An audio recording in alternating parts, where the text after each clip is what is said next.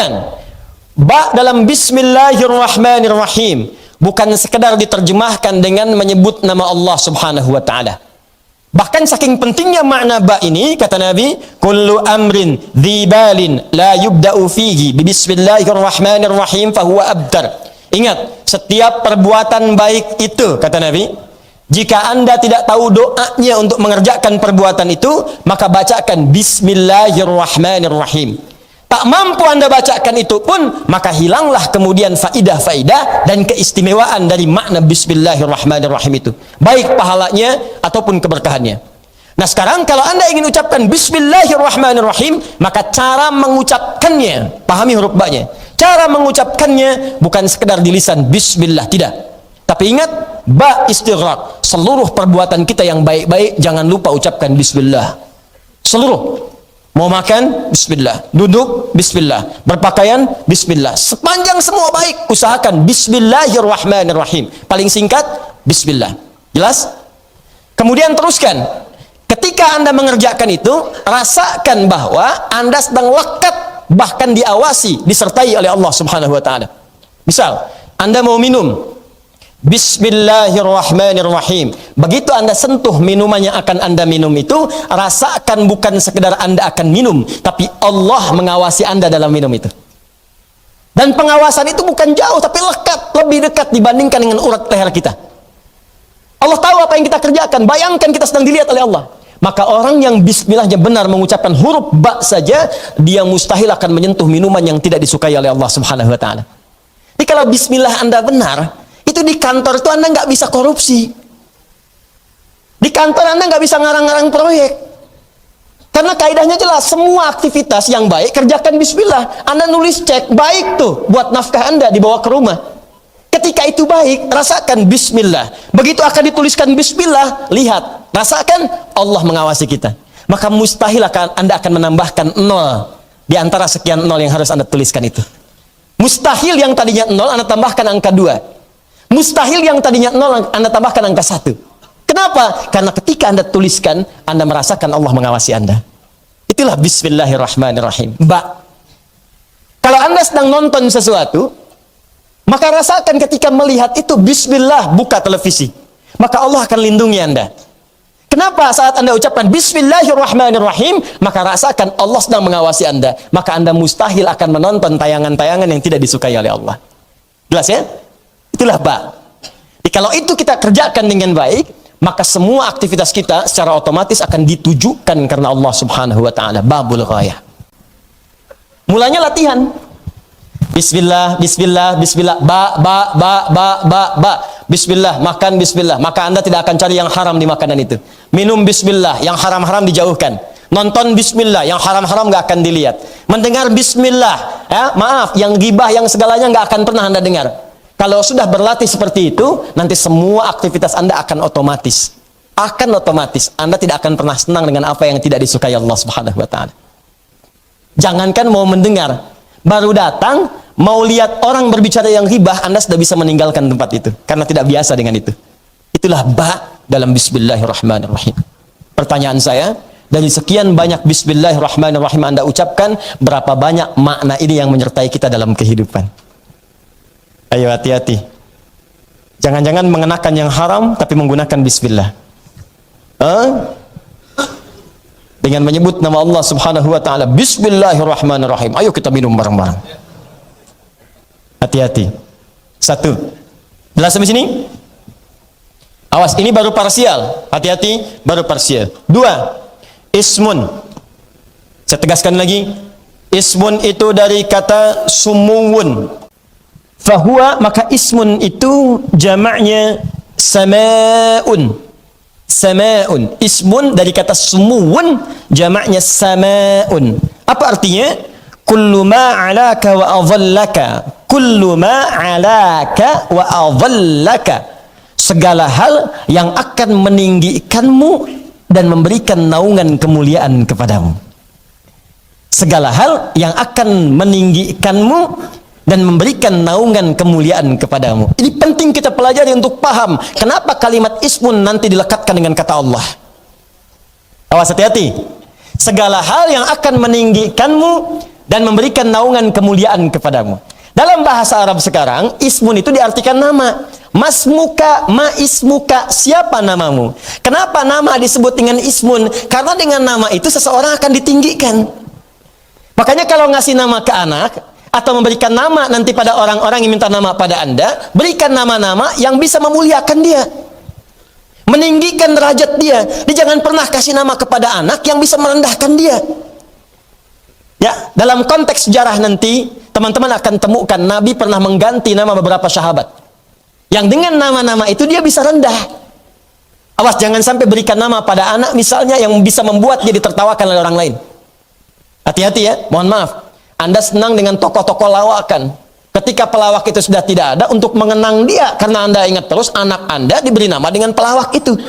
Begitu temannya tahu, dia akan jadi bahan tertawaan. Jelas ya? Atau yang kedua, memberikan nama-nama sifat misalnya yang terlampau berlebihan, sehingga dengan itu memberikan beban yang berlebihan kepadanya. Ya, si cantik jelita. Misal, ya, begitu terlahir misalnya, ada sesuatu yang tidak tepat. Saya pengen beri nama cantik jelita, begitu lahir laki-laki, misalkan, bisa. Ya, atau nama-nama tertentu. Saya beri nama anak saya, saya ingat dengan teman saya si Keriting, maka saya beri nama saya Keriting, ingatkanku pada temanku. Ya, misal. Maka yang seperti itu coba Anda tinggalkan pelan-pelan. Termasuk nama-nama setan yang 9 itu. Hati-hati. Ya, ada Dasim, ada Khinzib misalnya, ya, dan nama-nama yang lainnya. Paham sampai sini? Ingat pesannya, begitu Anda ingin berikan nama, maka cari nama-nama yang bisa memuliakan Anda plus meninggikan derajat Anda di sisi Allah Subhanahu wa taala. Cari nama yang bagus ya. Yang disukai itu ada 2 sifatnya. Satu, yang menunjukkan penghambaan kepada Allah. Misal Abdullah, Abdurrahman, itu nama sangat disukai oleh Allah dan Rasulnya. Yang kedua, tafaul, mengikuti nama-nama para nabi, rasul atau orang-orang baik. Misal Muhammad, Ahmad. Karena itu di Arab sering Anda temukan nama Ahmad, Muhammad, Hamid, Hamuda, Mahmud. Ada ya? Ahmad, ya Ahmad, panggil. Anda ke Mekah umrah, panggil ya Muhammad, ngelirik semua. Ahmad, Mahmud, Hamuda, ya Mahmud, datang, lirik semua. Nah, karena semua nama itu terambil dari kemuliaan sifat Muhammad sallallahu alaihi wasallam. Ya. Nama orang-orang soleh, nabi sebelumnya boleh, Yusuf misalnya, ya, Ibrahim, boleh, silahkan. Makanya orang barat pun mengambil itu. Ibrahim, Abraham, Mikail, Michael, Daud, David. Ya, ada. Ya, mereka ambil itu. David Beckham, ya, masya Allah, ada. Ya, Ibrahim Mofik dari kata Ibrahim. Ya, Zlatan Ibrahim Mofik ada. Michael ada, Michael Owen dulu, striker Liverpool ada. Ya, ya ada. Mereka ngambil dari situ. Disah, itu tafaul namanya. Atau orang-orang soleh, silahkan. Anda ingin ambil misalnya nama anak Anda misalnya Umar, boleh. Abu Bakar, boleh. Utsman, Ali, boleh. Ya, nama anaknya siapa? Ali, bapaknya Asep, Ali bin Asep. Ya, sah. Jelas ya? Nah, kalau dikaitkan dengan Allah, ingat ismun, bismillah. Setelah ba, saya ingin kerjakan semua hal, istighraq seluruhnya. Istighraq tadi, ba, semua kegiatan saya, ghayah, saya tujukan semua lillah, karena Allah. Ba lil ghayah, tujuan karena Allah. Nomor 3. Semua kegiatan saya kerjakan karena Allah. Dari mulai bangun tidur sampai dengan tidur lagi, semua yang baik-baik karena Allah. Dan saya rasakan setiap saya mengerjakan semua itu, Allah mengawasi saya. Maka ketika Anda kerjakan semua itu, ismun, Anda akan diangkat derajatnya. Azallaka, Anda akan dilindungi. Siapa yang melindungi Anda? Allah. Karena itu setelah kalimat ismun, melekatlah kalimat Allah. Bismillah. Orang-orang yang mengerjakan semua aktivitasnya seluruhnya karena Allah Subhanahu wa taala. Tujuannya karena Allah, makannya karena Allah, minumnya karena Allah, bekerjanya karena Allah. Orang yang makannya karena Allah tidak akan menyentuh makanan yang diharamkan oleh Allah. Maka makanan itu akan berubah menjadi energi untuk mengerjakan ibadah. Salatnya semangat, baca Qur'annya semangat, bekerjanya semangat. Orang yang mencari nafkah karena Allah, maka dia tidak akan mencari nafkahnya yang dimurkai dan tidak disenangi oleh Allah Subhanahu wa taala. Maka dengan semua hal itu, Allah akan angkat derajatnya, akan melindungi dia dari segala hal yang tidak disukai oleh Allah Subhanahu wa taala. Maka walaupun kelihatannya sedikit, karena diangkat derajatnya oleh Allah, harta itu kalau naik derajat, maka derajat disebut dengan berkah namanya. Ya, kelihatannya sedikit, cuman karena diangkat nilainya oleh Allah, maka jadilah berkah. Dapatnya 100.000, cuma sebulan nggak habis-habis. Bayang nggak? Saya juga nggak kebayang gitu. Kok bisa? Tapi yang memang ketentuan Allah itu tidak harus dibayangkan. Diikhtiarkan, setelah dapat, disyukuri. Ada orang cuma 100.000 sebulan, tapi berkah. Begitu mau makan, tetangga ngantar makanan. Musim buah, datang dari lain, datang, Pak, ada mangga. Masya Allah. Musim ikan, tukang ikan datang, Pak, ikan nih. Sebulan, kepake cuma 20.000, 30.000, 40.000, masih bisa nabung.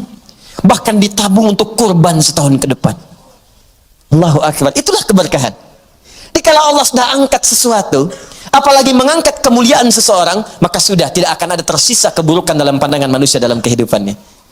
Maka begitulah caranya. Kerjakan semua karena Allah, maka Allah akan mengangkat Anda dalam kehidupan.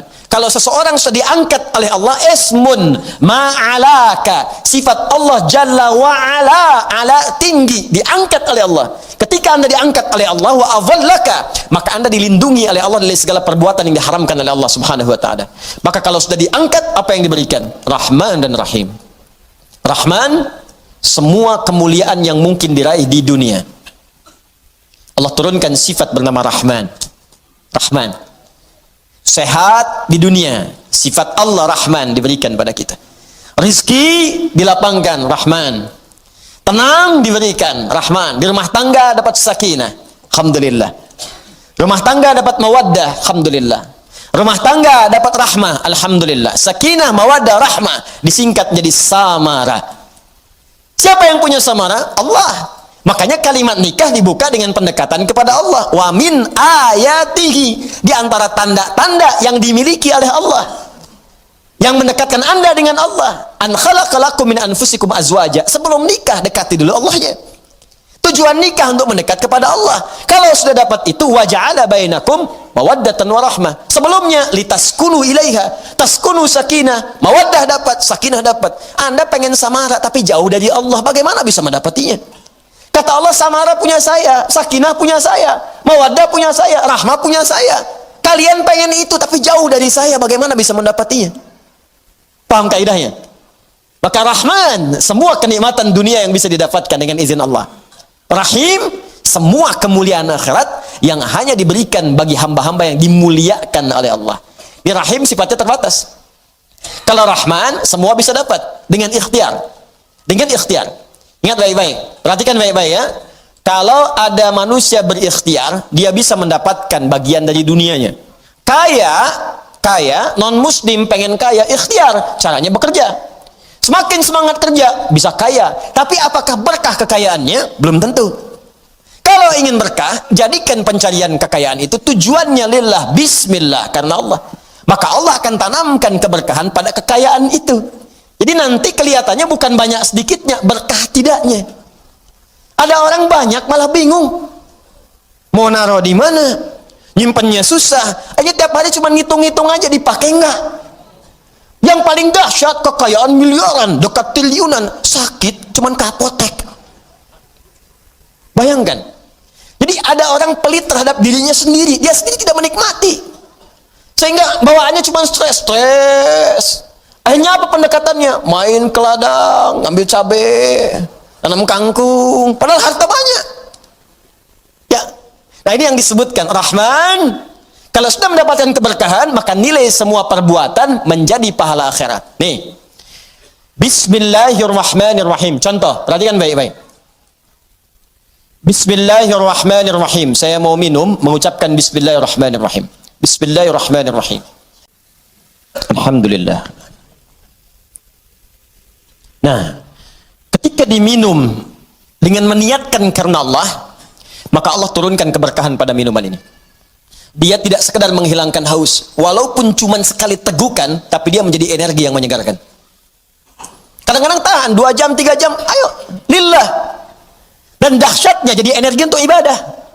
Makanya banyak ulama dulu itu nggak banyak makan. Makan sedikit, tapi ibadahnya banyak. Orang sekarang sedikit-sedikit makan. Dikit-dikit makan, dikit-dikit makan, ibadah sedikit. Dulu minum sedikit, bangun banyak. Sedikit-sedikit minum, sedikit-sedikit minum. Kemana? Toilet, minum toilet, minum toilet. Ya banyak yang diminum, banyak yang dibuang. Banyak yang dimakan, banyak yang dikeluarkan. Dan banyak yang dihisab di dalamnya. Maka ubah cara kita mendekati Allah subhanahu wa ta'ala. Kan Allah pemilik semuanya. Manusia itu banyak anehnya hari ini. Katanya Allah yang maha kaya. Tapi nggak mendekati Allah untuk meminta kekayaan. Katanya Allah yang maha menenangkan. Tapi saat gelisah, kenapa tidak mendekat kepada Allah? Katanya Allah yang punya solusi, tapi ketika punya masalah, kenapa menjauh dari Allah? Katanya Allah yang bisa mengampuni, sadar, tapi kenapa nggak minta ampun? Kenapa nggak taubat? Katanya sadar mau wafat, tapi kenapa nggak cari bekal? Katanya nggak pengen ke neraka, tapi melakukan perbuatan yang menjerumuskan dia ke neraka. Lalu di mana kita menyimpan akal kita? Di mana kita menyimpan iman kita? Ini yang harus kita kaji kembali. Ini saya katakan, ketika kita minum karena Allah, maka Rahman, sifat Rahmannya memberikan kemudian keberkahan dalam apa yang kita minum. Poin yang selanjutnya, bukan sekedar dunia yang didapatkan. Bismillahirrahmanirrahim, menjadikan perbuatan itu punya nilai ibadah di sisi Allah subhanahu wa ta'ala. Maka dituliskanlah pahalanya. Berapa pahalanya? Paling sedikit 10. Jadi kalau ini minum, ya minum, dikerjakan karena Allah. Perhatikan baik-baik. Bismillahirrahmanirrahim. Begitu diminum, maka perbuatan yang dikerjakan, yang baik-baik dikerjakan karena Allah. Setelah dikerjakan karena Allah, maka namanya berubah menjadi hasanah namanya. Apa namanya? Hasanah. Kebaikan yang dikerjakan karena Allah. Hasanah. Ibu hasanah. Ibu yang mengerjakan segalanya karena Allah. Pak Hasan, bapak yang beraktivitas karena Allah. Sifatnya disebut ihsan, anta'budallaha ka'annaka tarah, fa illam takun tarahu fa innahu yarak. Engkau mengerjakan segala hal sebagai ibadah karena Allah, walaupun tak mampu melihatnya, rasakan engkau dilihat oleh Allah. Masjid ini namanya al-ihsan, untuk melatih Anda supaya lebih dekat dengan Allah. Kalau Anda tiap malam Jumat ke sini semakin jauh dari Allah, ada yang salah dengan diri Anda. Ada yang tidak tepat. Karena setiap Anda datang kemari, mesti ada sesuatu yang mengingatkan Anda dengan Allah. Lihat orang, ya, ayo berlomba dalam kebaikan. Orang bisa jamaah, kenapa Anda sendirian? Orang bisa saf paling depan, kenapa Anda mesti terlambat? Kejar, kejar, kejar. Woi, saya kemarin pekan lalu udah 1 juz, saya akan kejar dia juga 1,5 juz. Jamaah yang lain menghafal 1 halaman, saya 1 lembar. Bismillah. Mudah-mudahan saat wafat sedang menghafal itu. Mudah-mudahan saat wafat itu sedang berubah menjadi lebih baik. Makanya kalau sedang bermaksiat pengen tobat, cepat kejar tobatnya terus. Walaupun belum sempurna, kerjakan tobat lagi, kerjakan tobat lagi. Mudah-mudahan saat wafat itu saat sedang tobat. Tidak cukup dengan amin, tobat. Ya, hasanah. Kalau sudah perbuatan jadi hasanah, maka poinnya 10. Dari mana taunya Ustaz? Allah yang sampaikan, Quran surah ke-6 ayat 160. Man jaa'a bil hasanati. Siapa yang mengerjakan satu kebaikan yang nilainya hasanah, punya nilai akhirat, falahu asyru amthaliha, maka dia mendapatkan 10 poin dari hasanah itu. Poinnya jangan dihitung 1, 2, 3, 4, 10, tidak. Saya sering katakan, itu bisa 500 tahun jaraknya satu ke 2, 3 ke 4, dan seterusnya. Nanti akan ditampakkan saat akan wafat, tampakkan pahala-pahalanya. Tampakkan dalam sakaratul maut, tampak sebuah indah. Makanya banyak orang sakaratul tenang, tiba-tiba saking tenangnya dicabutnya tenang. Panggilannya pun tenang. Quran surah 89 ayat 27. Ya ayyatuhan nafsul. Hei jiwa-jiwa yang sedang tenang, kalau ditampakkan semua keindahan, pahala banyak gitu. Tampakkan surga segalanya. Masya Allah, indah, tenang. Karena sedang tenang itu gak kerasa, hilang pergi aja. Ada yang sedang sujud, ada yang sedang baca Quran, ya, ada yang sedang sholat. Masya Allah. Ada yang sedang lihat ustaz di majelis ilmu. Ya, bisa terjadi. Ada ustaz yang sedang mengajar, ada, dan seterusnya. Masya Allah, enak gitu. Pulang. Itu poinnya. Ayo cepat kejar. Makanya kata Nabi, kalau perbuatan nggak disebutkan nama Allah di situ, abtar, terputus. Kullu amrin dzibalin la yubda'u fihi bi bismillahirrahmanirrahim fahuwa abtar. Semua perbuatan baik yang tak disebutkan nama Allah di dalamnya, maka terputus nilai pahalanya. Yang paling dahsyat, kalimat bismillahirrahmanirrahim itu kalau diucapkan dengan benar, itu belum minta pun Allah bisa mengabulkan apa yang kita butuhkan dalam hidup, walaupun permintaan itu belum diucapkan. Ada orang yang belum minta langsung dipenuhi. Langsung dipenuhi. Begitu bismillahirrahmanirrahim, minum. Masya Allah. Bismillahirrahmanirrahim, makan.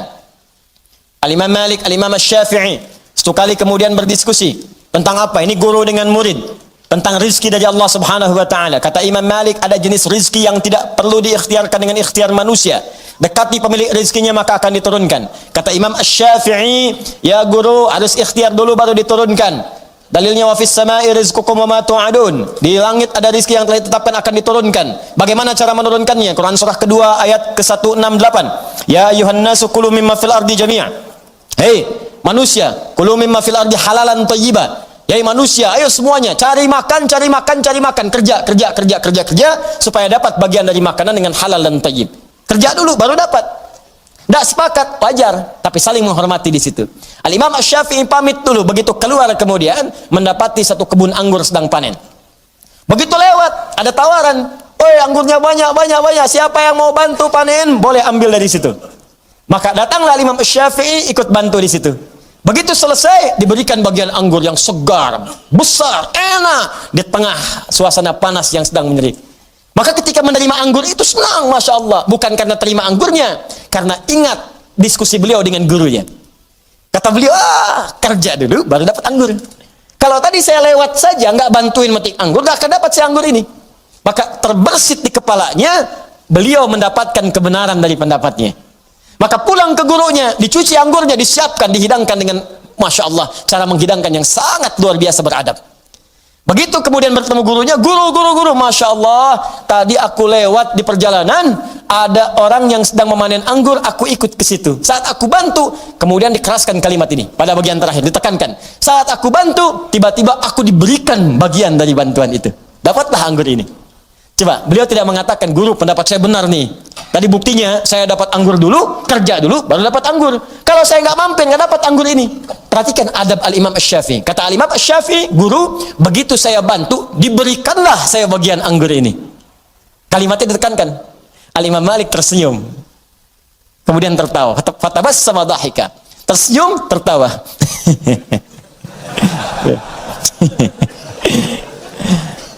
Syafi'i Muhammad bin Idris, saya sebelum kesini waktu akan mengajar siang-siang terik panas, saya membayangkan bagaimana nikmatnya kalau makan anggur yang besar, enak dan indah. Tiba-tiba kamu datang bawa anggur.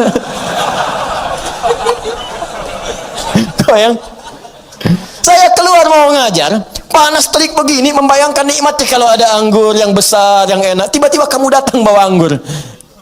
Kedua pendapat mereka benar. Satu ikhtiar, satu yang kedua mendekati Allah. Karena ada 8 jenis rizki dalam Al-Quran. Dan keduanya tertawa bersama, makan anggur bersama. Jadi jangan sampai perbedaan pendapat itu menghalangi Anda untuk minum teh bersama. Nggak harus saling melaporkan. Paham ya? Jelas. Diskusi, datang belajar. Itu biasa saja gitu. Ya, itulah. Nah, yang mau saya kembalikan ke sini, perhatikan maknanya. Jadi ada orang-orang tertentu yang ketika mengucapkan Bismillahirrahmanirrahim, Allah berikan sebelum dia meminta. Jadi pertanyaannya, apakah semua orang yang membaca Bismillahirrahmanirrahim akan langsung mendapatkan sifat Rahman Allah di dunia? Dan langsung bernilai pahala?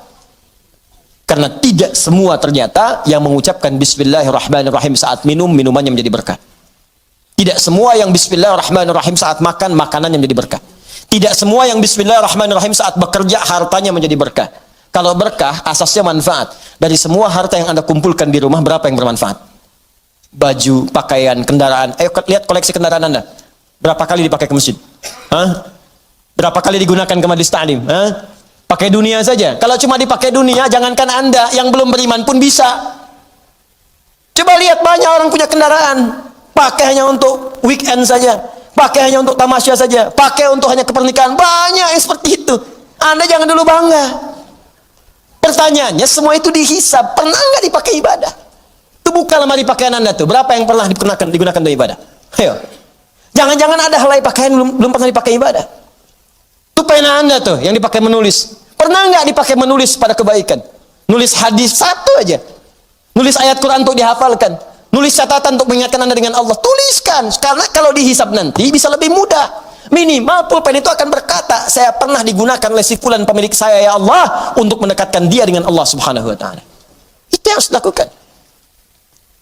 Nah sekarang, untuk menunjukkan itu semua, maka ada satu kaidah. Kalau kaidah ini benar, dan inilah dari kalimat Bismillahirrahmanirrahim, akan muncul kemudian kalimat-kalimat lain sebagai tafsir dari kalimat ini, dan satu dengan yang lainnya akan saling menjelaskan. Indahnya nanti, keterangan di Al-Fatihah, dirinci di Al-Baqarah. Terusannya ada di Ali Imran. Sampai dengan ke An-Nas, indah luar biasa. Dari setiap kalimat, ada yang akan saling menjelaskan. Dan kunci dari semua ini terletak pada kalimat Allah. Dan ini bahasan terakhir kita. Allah. Makanya saya akhirkan. Saya bacakan dulu kaidahnya.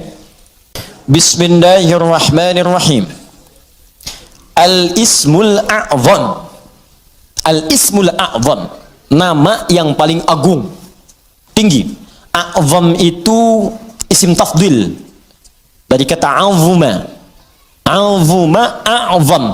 Azuma besar. Sigat mubalaghahnya azim, sangat besar. A'zam paling besar. Paling agung. Jadi kalau ada yang agung, ini yang paling agung. Kalau ada yang bisa mengangkat, ini yang paling tinggi angkatannya. Kalau ada yang bisa memuliakan, ini yang paling bisa memuliakan pada tingkat yang paling dahsyat. Anda dimuliakan oleh ibu Anda, teman Anda, tetangga Anda, keluarga Anda, masyarakat Anda, maka ada yang lebih dahsyat dalam memuliakan Anda. Inilah dia nanti yang akan kita lihat. Jelas ya? Nah, mari kita lihat al-ismul a'zam. Huwal ismul jami' li jami'il asma'. Huwal ismul jami' li jami'il asma'. Al-ismul a'zam ini adalah nama yang mencakup seluruh nama-nama kemuliaan. Nama-nama kebaikan. Jadi kalau ada semua nama baik, puncaknya nama ini. Puncaknya nama yang ini. Ya. Apa nama yang dimaksudkan? Yuk kita lihat. Qila, dikatakan nama al-ismul a'zam itu tidak ada yang lain. Wallah, yaitu Allah. Allah. Allah. Ini. Nama Allah itu disebut dengan nama al-ismul a'zam. Ini sepakat orang Arab langsung nyebut a'zam. Nama yang paling tinggi, nama yang paling agung, nama yang paling dahsyat. Al-ismul jami' li jawami' sifatil mahmudah li jami'il asma'. Nama terbaik, teragung yang mencakup semua nama kebaikan yang pernah ada. Makanya ketika Allah memperkenalkan nama ini, Allah menyebutkan bahwa nama Allah ini memiliki semua sifat-sifat nama-nama kebaikan. Baik namanya ataupun sifatnya. Itu kita temukan di Quran surah ke-7 Al-A'raf ayat 180. Quran surah ke-7 ayat 180. Di halaman 174, posisi paling kiri baris yang keempat sebelah atas. Walillahil asmaul husna fad'uuhu biha. Walillahil asmaul husna. Walillah, hanya milik Allah. Walillah, hanya milik Allah. Al asmaul husna, semua nama-nama yang baik-baik. Di semua nama-nama baik itu terkumpul semua punya Allah. Makanya ketika disebutkan nama Allah itu mencakup semua nama-nama yang baiknya. Di Anda ketika menyebut nama Allah, ya Allah, Allahumma, ya Allah, itu sudah mencakup semua nama-nama yang terbaik yang melekat pada Allah Subhanahu wa taala dan sifatnya. Makanya kalau Anda mau memanggil kepada Allah, kata Allah sudah akan sebut nama Allah secara singkat. Di mana ditemukannya? Boleh Quran surah ke-17 misalnya, ayat ke-110. Qulid Allah Awid'u Rahman ayyamma tad'u falahul asmaul husna. Ulid Allah, kalau Anda sedang punya masalah, sedang punya persoalan, sedang punya kebutuhan, qulid Allah, panggil Allah, sebut, minta. Qulid Allah, ya Allah, ya Allah, ya Allah, berdoa minta. Atau sebut Ar-Rahman, ya Allah ya Rahman, ya Allah ya Rahman. Atau kalau ingin spesifik, silahkan panggil nama-nama yang Allah miliki sesuai dengan kadar kebutuhan Anda. Semua namanya baik. Bisa, Anda butuh rizki, sebut namanya Ya Razzaq. Anda sedang belajar, besok mau ujian, belajar supaya dipercepat ilmu, sebut namanya Ya Alim. Anda sedang bekerja, ada yang usil, ada yang iseng, ada yang ingin mencelakai Anda, sebut namanya Ya Jabbar, Ya Malik. Sedang punya banyak masalah, sebut ya sabar, sabar, sabar. Tapi kalau Anda ingin menyebut satu nama yang dengan itu semua masalah Anda tuntas, sebut Allah. Ya Allah, hamba bermunajat kepadamu. Ya Allah, hamba memohon kepadamu. Kalau Anda benar menyebutnya, benar memohonnya, maka demi Allah ada hadis yang langsung disampaikan oleh Nabi sallallahu alaihi wasallam. Langsung disebut oleh Nabi.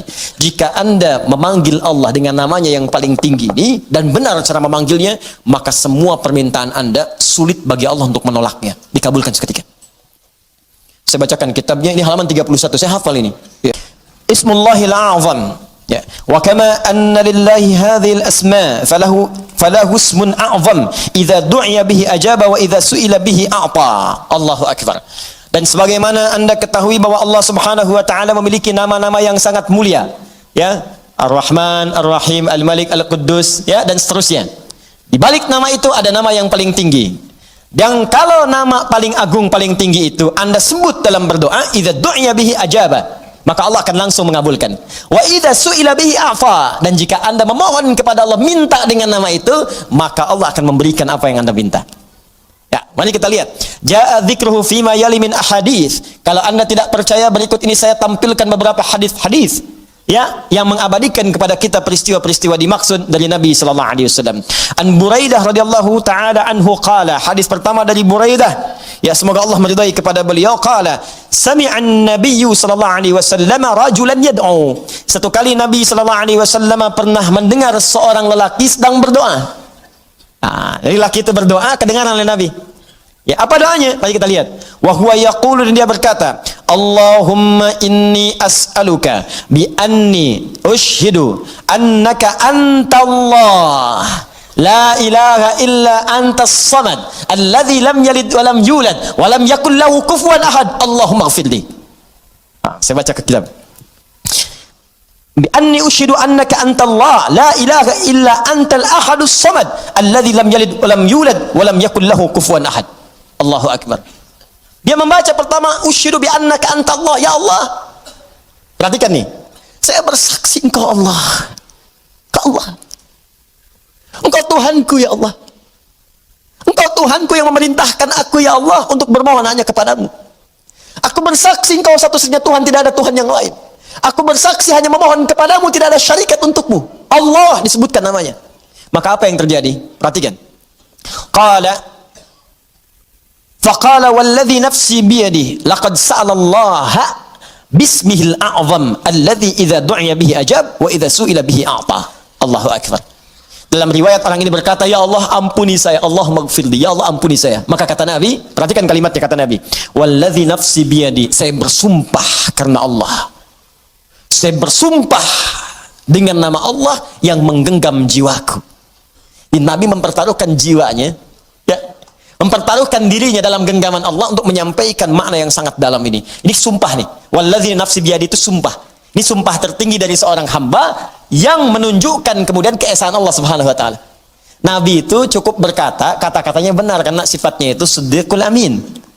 Ya, siddiqul amin. Jadi kalau bersumpah ada yang serius di situ, ada yang sangat penting. Saking pentingnya sampai bersumpah. Anda percaya nggak dengan saya?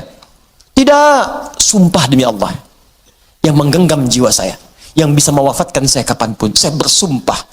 Ini hadis bersumber dari Nabi Sallallahu Alaihi Wasallam.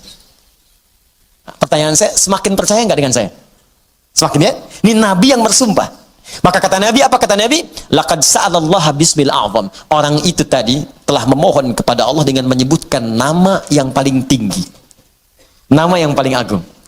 Alladzi idza du'iya bihi ajab wa idza suhila bihi a'ta. Nama itu kalau disebutkan dalam doa, maka Allah seketika akan menjawab doanya, dan jika dia meminta, maka akan mengabulkan segala permintaannya. Hadisnya sahih. Hadisnya sahih. Rawahu Abu Dawud wa Tirmidzi wa Nasai wa Ibnu Majah wa qala al-Munziri qala Syekhuna Abu al-Hasan al-Maqdisi wa isnad la mat'ana fihi wa la alam annahu ruwiya fi hadha hadis ajwad minhu. Allahu akbar. Hadis ini diriwayatkan oleh para ahli hadis, Abu Daud, At-Tirmidzi, An-Nasai, Ibnu Majah. Bahkan Al-Imam Al-Munziri mengatakan ini riwayat enggak ada celaknya. Enggak ada celaknya, sahih. Sahih, dan saya tidak melihat riwayat yang lebih baik daripada ini. Ya, hadisnya sahih. Tuh, hadisnya saya tampilkan, riwayatnya saya sampaikan, kitabnya saya tunjukkan, dan manfaatnya kita dapatkan. Allah. Nah, coba pertanyaannya, ini kan kalimat dirangkaikan di situ. Bismillah, Allahnya sudah muncul. Bahkan yang paling dahsyat, Rahman Rahimnya datang. Harusnya kalau sudah Bismillah, sifat Rahman Rahim itu datang. Bismillah, minum, Rahmannya turun, berkah minumannya, dituliskan pahala akhirat dengan Rahimnya. Harusnya begitu. Bismillah, sembuh. Ada keberkahan dalam kesembuhan. Sembuh penyakitnya, dituliskan pahalanya. Istighfar di situ saat sakit ada pahala, segala ada pahala, sembuh. Ada keberkahan dalam sembuhnya. Kalau orang sakit kemudian sembuh, dan sembuhnya ada berkahnya, maka saat sembuh itu, semua hasil dari sakitnya akan mengantarkan dia pada ibadah. Dosa diampuni, begitu sembuh, ibadah dia meningkat. Jadi kalau Anda pernah sakit, Anda istighfar, Anda berdoa, terus sembuh. Nah, saat sembuh itu justru semakin jauh dari Allah. Itu artinya ada yang nggak berkah dalam doa itu. Ada yang nggak berkah dalam obat itu. Ada yang nggak berkah dari orang-orang yang datang menjenguk Anda itu. Ada yang nggak berkah. Kalau berkah itu makin rajin. Kenapa Anda sakit yang datang orang pengajian? Yang datang orang masjid? Jadi begitu Anda selesai sakitnya, datang jadi sembuh, kadang-kadang jadi asbab hidayah. Rajinlah ke masjid nih. Rajin bangun malam, itu berkah di situ, itulah bismillah. Nah, sekarang pertanyaannya, apakah setiap orang yang bismillahirrahmanirrahim akan mendapatkan itu semua? Belum tentu. Ada dua syarat. Saya ulangi, ada dua syarat untuk menyebutkan bismillahirrahmanirrahim, yang dengan kalimat itu, dengan dua syarat ini, kata Allahnya akan memberikan dampak seperti yang tadi disebutkan. Ya, dua syarat. Dua syarat ini melekat pada makna kalimat Allah. Jadi kalau dua syarat ini terpenuhi, benar cara mengucapkannya, maka insya Allah ketika mengucapkan bismillahirrahmanirrahim dengan dua hal ini hadir dalam jiwa kita, maka fungsi dari apa yang tadi kita dapatkan, doa dijawab, keberkahan datang, itu akan cepat diberikan oleh Allah Subhanahu wa taala. Dua hal ini apakah dibahas pekan depan atau sekarang? Baik. Yang ingin pekan depan, ayo jangan acungkan tangan. Baik, bahas sekarang ya, sebentar ya, 8 menit lah insya Allah. Pertama, kata Allah itu, kata Allah, Allah itu menunjuk makna uluhiyah, sifat ketuhanan. Bukan sekedar menunjuk pada sifat ketuhanan, tapi dengan keyakinan hanya Allah saja yang Tuhan, yang lain bukan. Awas. Saya ingin tegaskan nih, ini dalam konteks keyakinan kita sebagai umat Islam. Ya. Jadi kalau Anda Muslim, silahkan Anda belajar. Non Muslim, boleh ikut belajar juga, silahkan. Kalau belum paham, tanyakan. Ya. Pertama, nama Allah adalah nama yang menghadirkan makna uluhiyah, sifat ketuhanan. Nanti lebih detailnya pembahasan di bab tauhid nanti, ya. Tapi saya berikan cepat. Uluhiyah, sifat ketuhanan, disertai keyakinan bahwa hanya Allah saja yang Tuhan, yang lain bukan. Satu-satunya, tidak ada yang lain. Ya. Dalam bahasa Arab, satu-satunya, nggak ada yang lain selain itu disebut ahad namanya. Ada wahid, ada ahad, itu beda. Kalau wahid, satu, ada yang kedua. Wahid, itsnain, talata, arba'. Kalau disebutkan wahid, ada yang kedua. Muhammad Saiful Wahid. Muhammad Saif Al-Wahid. Saif, anak saya yang insya Allah jadi anak yang baik terpuji, anak yang pertama. Ya. Begitu muncul yang kedua, bisa kita katakan Muhammad misalnya Yusuf Thani. Yusuf anak saya yang kedua, yang mudah-mudahan jadi baik juga. Jadi kalau disebutkan wahid, itu ada yang kedua. Paham ya? Makanya setiap ada kata wahid, ingin ditujukan kepada Allah, mesti didahului dengan kalimat ilah. Supaya menunjuk pada Allah yang itu saja, bukan yang lain. Makanya ketika menunjuk kata ilah, ya wahid, maka mesti ada ilah sebelumnya. Wa ilahukum ilahu wahid, ya, maka kalimat wahid diikat dengan kalimat ilah. Tapi dia nggak bisa berdiri sendiri. Kalau ingin kita katakan satu aja yang ini, nggak ada yang lain, pokoknya nggak ada dua, nggak ada tiga, nggak ada yang lain, nggak ada setengah, pokoknya cuma ini, maka kalimatnya ahad. Karena itulah ketika Allah memperkenalkan sifat ketuhanannya, disebut namanya Allah satu, nggak ada yang lain. Quran surah ke-112 turun, Qul huwallahu ahad. Quran surah ke-112. Qul, katakan Muhammad, kalau mereka bertanya, siapa Tuhanmu? Apa namanya? Karena ketika Nabi mengerjakan sesuatu, orang-orang Arab dulu bertanya, Muhammad siapa Tuhanmu? Setiap ditanya, Rabb terus, Rabb. Qul a'udzu bi rabbil falaq. Qul a'udzu bi rabbin nas. Rabbana. Kalau kamu punya Rabb, kami pun punya Rabb. Karena Rabb itu sifat rububiyah. Ya, mereka berkata, kami punya Lata, Manat, Uzza. Maka turun surah ini mengatakan, turunkan namanya langsung. Nama yang tidak pernah melekat pada makhluk. Karena ingat, sifat Tuhan itu mesti beda dengan makhluk. Sifat Khalik mesti beda dengan makhluk. Perhatikan, ini dasar berpikir yang sangat mudah. Baik ya, lihat sini. Kalau kita menyebut Tuhan, Khalik sang pencipta, maka mesti beda, tidak sama dengan makhluk, dengan hamba. Harus beda. Jelas? Jadi gini, kalau makhluk ada yang kuat, berarti Tuhan mesti lebih kuat. Ya? Kalau makhluk dengan Tuhan sama-sama kuat, yang ngapain dipertuhankan? Yang paling dahsyat, paling kacau, paling sulit dipahami, kalau Tuhan lebih lemah daripada makhluk. Jelas ya? Maka semua sifat Tuhan mesti beda dengan makhluk. Karena itu ketika Allah turunkan nama, maka namanya pun beda dengan nama makhluk. Perhatikan baik-baik. Kata Allah pertama, dari segi namanya, namaku Allah, sifatnya ahad. Jadi dari sifat namanya saja, bukan cuma Tuhannya, sifat namanya saja, nama Tuhan mesti beda dengan nama makhluk. Kata Allah, sifat namaku ahad, satu-satunya. Ya. Makanya nggak ada yang pernah makhluk menyebut dirinya Allah. Ya. Pernah ada orang di muka bumi ngasih nama anaknya Allah? Nggak ada. Kalau bahasa lain silakan. Anaknya disebut Tuhan. Ada di KTP Indonesia, pernah ada ditemukan Tuhan. Ada namanya. Wah, cuma di Indonesia tuh. Masya Allah. Tapi nggak pernah ada Allah, nggak ada. Karena fitrah manusia nggak bisa menghadirkan itu. Nggak bisa. Berat. Karena ada fitrah dalam diri kita. Nggak bisa. Ini nama khusus bagi nama ketuhanan. Kata Allah, dari sifat namanya aja nih, karena lekat dengan nama Tuhan, sifatnya ahad. Ahad itu satu-satunya, yang nggak ada duanya, yang kalaupun dihilangkan setiap hurufnya, akan menunjuk pada makna itu juga. Saking ahadnya, kalau kita hilangkan setiap hurufnya, nunjuknya ke situ juga. Yuk kita lihat, hapus satu nih, alifnya hapus, hamzah wasalnya. Baca. Lillahi ma fis samawati wa ma fil ard. Lillah, hanya milik Allah. Ke Allah lagi. Hapus satu lagi. Lamnya satu hapus, maka tasdidnya hilang. Baca. Lahu mulkus samawati wal ard. Lahu, punya Allah juga. Lihat maknanya, kembali ke satu lagi. Lahu mulkus samawati wal ard. Hapus lagi lamnya. Hapus. Tuh, hapus. Tinggal apa? Hu. Hu itu singkatan dari huwa. Singkatan dari huwa, hu disingkat huwa. Kalau Anda wakaf membaca kalimat bahkan dalam bahasa Arab, apalagi Al-Quran, berhenti pada kalimat huwa, maka huwa-nya nggak bunyi, bacanya hu, wa-nya nggak bunyi. Contoh apa Ustaz? Quran surah kedua Al-Baqarah ayat 255, ayat kursi. Allahu la ilaha illa huwal hayyul qayyum. Berhenti di huwa. Allahu la ilaha illa hu. A-nya nggak bunyi. Kalau bunyi, salah bacaan Anda. Walaupun tipis bunyinya. Allahu la ilaha illahu. Wah, salah. Gak bisa. Pasti mati. Hu. Ketika disebut hu, maka kembali ke Allah. Hu. Ditanya, apa itu hu itu? Ke huwa. Siapa huwa itu? Ya balik lagi ke Al-Ikhlas. Kul huwa. Kul, katakan huwa. Yang dimaksud huwa itu Allahu ahad. Ustaz, boleh nggak dihapus semuanya? Boleh, hapus. Siapa takut hapus?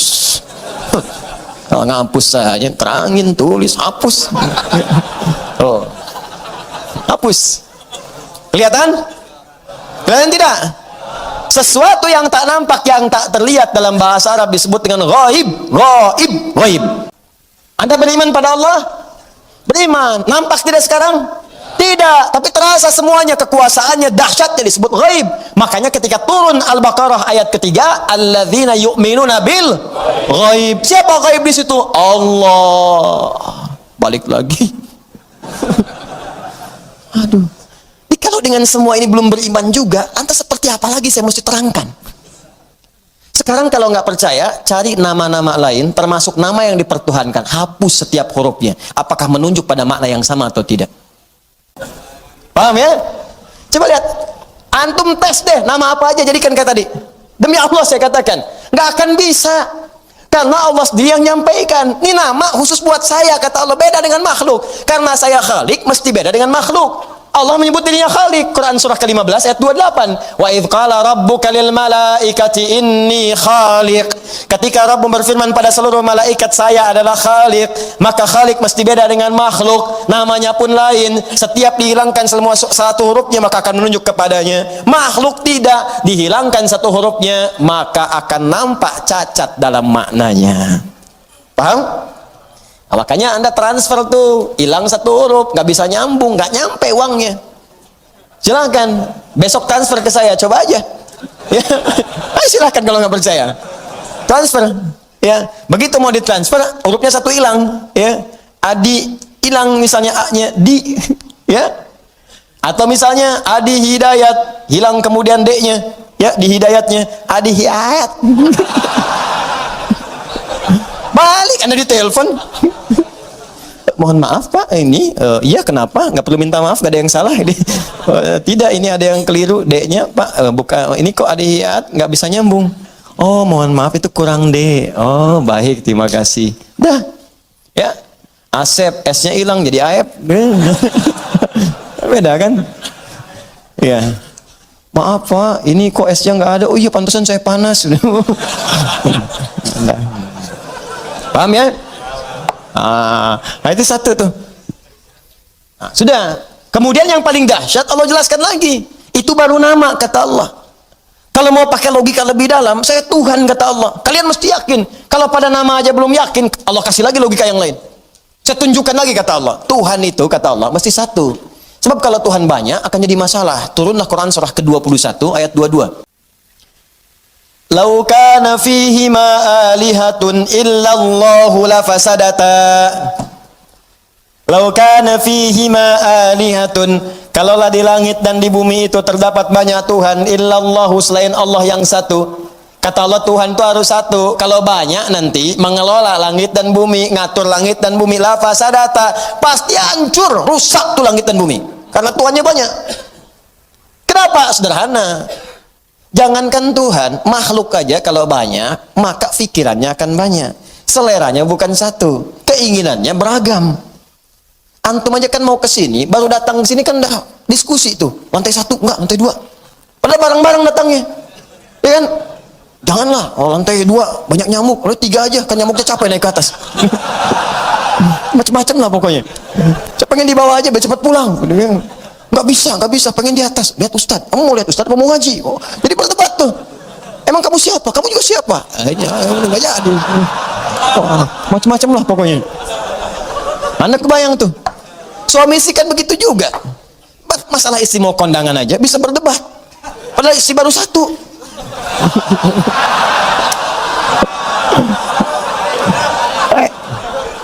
Ya kan?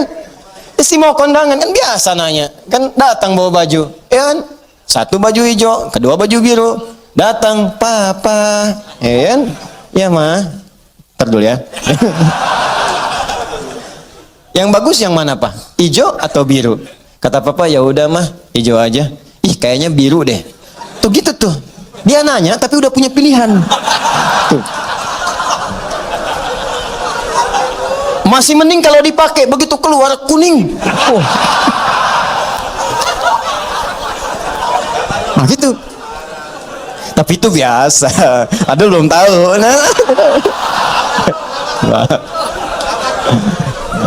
Pemirsa ini aduh sahabat kita, masya Allah. Kita doakan mudah-mudahan kita dirahmati oleh Allah, ya, bisa ke surga bersama-sama insya Allah, ya. Baik. Dan Adul insya Allah bisa mendapat jodoh yang terbaik, ya. Insya Allah minimal sebelum kiamat kurang 2 hari. Insya Allah, ya minimal. Dah. Nah, sekarang balik sini. Anda bayangkan urusan manusia saja dalam satu hal bisa beda, bisa diskusi, bisa debat. Debat bisa rame bisa berselisih. Betapa banyak perselisihan muncul karena perbedaan pikiran dan ide. Betapa banyak pertentangan muncul karena beda argumentasi. Yang dahsyatnya terjadi adalah kerusakan muncul. Sekarang pertikaian, perselisihan, pertarungan, pembunuhan, segala rupa ini kan karena beda pandangan asalnya. Karena beda argumentasi diantaranya. Sekarang kebayang kalau Tuhan yang beda pandangan terus Tuhannya ribut. Kitanya bagaimana? Perkara mau menurunkan hujan, Tuhannya 3 misalnya, atau 4 atau 5. Terus ribut Tuhannya. Yang satu bilang saya mau turunin hujan di Pekayun. Kata yang satu jangan dulu dah. Ya.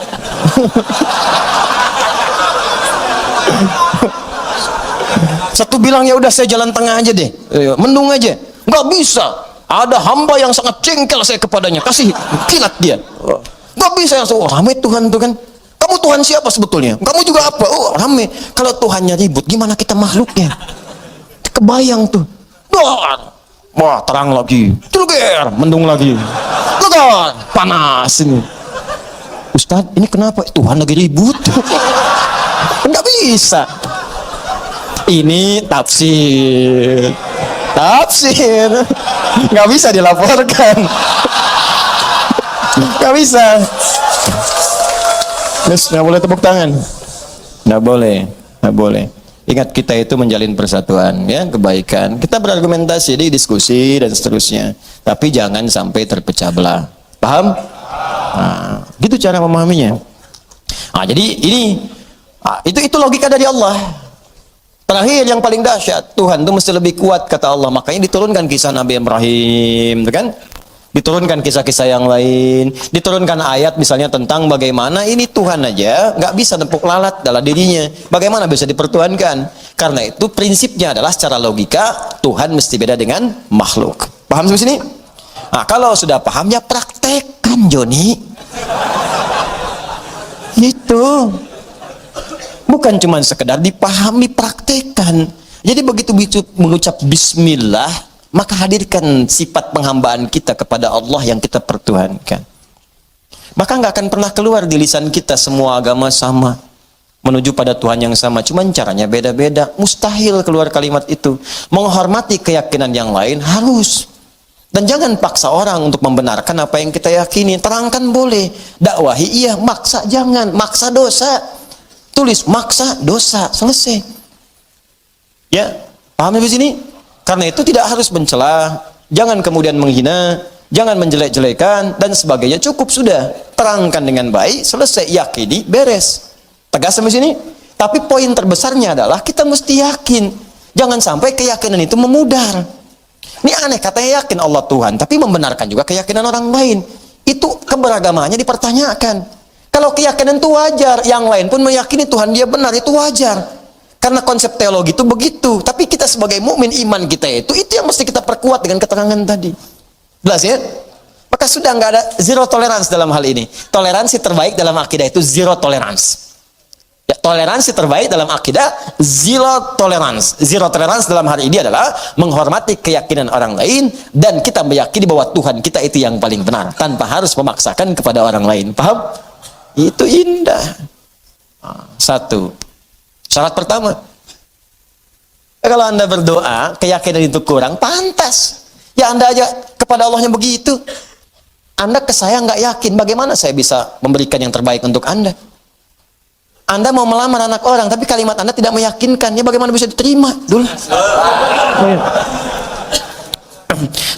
Pak, maksud kedatangan kami kemari, kami melihat bahwa ada aura kebaikan pada putri Bapak. Walaupun memang tidak tinggi-tinggi amat seperti aura-aura perempuan yang lain, ya. Dan kami melihat ada peluang untuk bisa mendapati cinta putri Bapak. Walaupun sebetulnya banyak juga dari putri yang lain bisa saya cintai. Ya itu mah nggak akan diterima tuh. Ya sekarang Anda menyembah Allah, Anda meminta kepada Allah, tapi di hati Anda membenarkan ada keyakinan selain Allah, yang bagaimana kemudian Allah bisa menjawab doa Anda? Jelas ya? Nah, kita yakin di bagian pertama, tapi sering gagal di bagian kedua. Ini masalah yang terbesar. Nama Allah adalah nama juga yang terkait dengan sifat ubudiyah, haqqul ma'bud atau al-ma'budul haqq. Apa maksudnya haqqul ma'bud wal ma'budul haqq? Ketika kita meyakini Allah sebagai Tuhan satu-satunya yang kita pertuhankan, maka konsekuensi Tuhan itu mesti disembah untuk membedakan Tuhan dengan yang bukan Tuhan. Ya kan? Harus ada bukti. Buktinya apa? Anda punya pimpinan di kantor, Anda pegawai. Apa buktinya Anda pegawai? Ya kerja. Ya kan? Apa buktinya pimpinan di atas? Kasih gaji, kontrol, lihat, sakit, bantu. Ya, kasih kemudian kesempatan untuk berobat. Itu pimpinan, tugas di atas. Bukti Anda pimpinan. Bukti Anda karyawan di bawah, layani, kerja dengan baik. Ya kan? Sehingga Anda mendapatkan hasil yang maksimal dari gajinya. Jelas. Kita mempertuhankan Allah. Apa buktinya Allah kita pertuhankan? Buktinya harus ada dari sisi penyembahan. Makanya Allah turunkan perintah untuk menyembah. Sembah saya. Ya. Jadi ketika Allah menyebutkan sifat Tuhan, Allah, maka diikuti dengan kalimat sembah saya. Di mana ditemukan? Quran surah ke-20 ayat ke-14. Quran surah ke-20 ayat ke-14. Quran surah Thaha ayat ke-14. Quran surah ke-20 ayat ke-14. Perhatikan ayatnya. Innani anallah. Kata Allah, sungguh saya Allah. Inna harfu taukid. Harfu taukidin wa nasbin. Awas, hati-hati. Harfu taukidin wa nasbin. Tansibul isma wa tarfa'ul khabara. Mabniun alal fathi. Hati-hati. Harfu taukidin, huruf yang berfungsi untuk menguatkan, menegaskan. Tarfa'ul isma, merafa'kan isim, mengangkat dengan kemuliaan. Wa tansibul khabara, dan menancapkan, menguatkan khabar, berita. Jadi kalau Anda mengikuti sifat inna ini, maka sifatnya kuat, tinggi, dan kalimatnya kemudian ditegaskan oleh Allah Subhanahu wa taala. Jadi kalau ada kalimat di Al-Qur'an dibuka dengan inna, maka hukumnya tegas, tidak main-main. Innani, saya tegaskan ya, saya ini Allah. Innani anallah. Hei, saya tegaskan pada kalian semua. Musa, saya tegaskan kepadamu. Ayat ini turun sampaikan pada Musa, mengisahkan tentang Musa. Disampaikan ceritanya pada Nabi Muhammad sallallahu alaihi wasallam. Jarak Nabi Musa ke Nabi Muhammad sallallahu alaihi wasallam 2000 tahun. Disampaikan seakan Allah ingin menegaskan, Muhammad, saya ini bukan hanya Tuhan untuk kamu. Bahkan ke Musa pun saya sampaikan, ke Ibrahim pun saya tegaskan, ke Adam pun saya sampaikan. Ya, alaihissalam. Maka Allah sampaikan, innani anallah, saya tegaskan saya ini adalah Allah. La ilaha illa ana uluhiyah. La ilaha illa ana, tak ada Tuhan selain saya. Ya, la nafi. Nafi li nafil ukhra awil akhir. Untuk menafikan yang lain. Tak ada Tuhan selain saya. Kalau disebut Tuhan cuma saya, kata Allah. Fa'budni. Apakah berhenti pada kalimat itu? Tidak. Diteruskan fa'budni. Kalau kalian sudah yakin saya Tuhan, maka buktikan kalian itu hamba. Bagaimana caranya? Kata Allah, sembah saya. Sembah saya. Jelas ya? Siap menyembah Allah. Penyembahan itu yang disebut sebagai ibadah. Nanti tafsirnya ada di kalimat iyyaka na'budu wa iyyaka.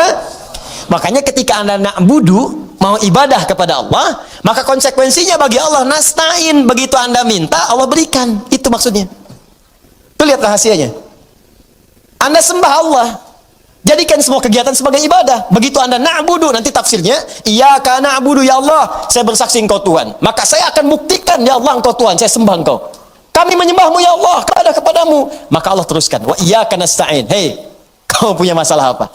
Begitu Anda minta, wa iyyaka nasta'in, ya Allah, kami minta, ya Allah, kami mohon, kami punya masalah, ya Allah, kami mohon, ya Allah, kami punya persoalan. Langsung dikabulkan. Hadis kuncinya muncul. Hadza baini wa baina abdi. Ini perjanjian antara aku dengan hambaku. Wali abdi, kalau hambaku benar melakukan apa yang ia komitmenkan, masalah apapun yang ia minta sekarang, aku akan kabulkan.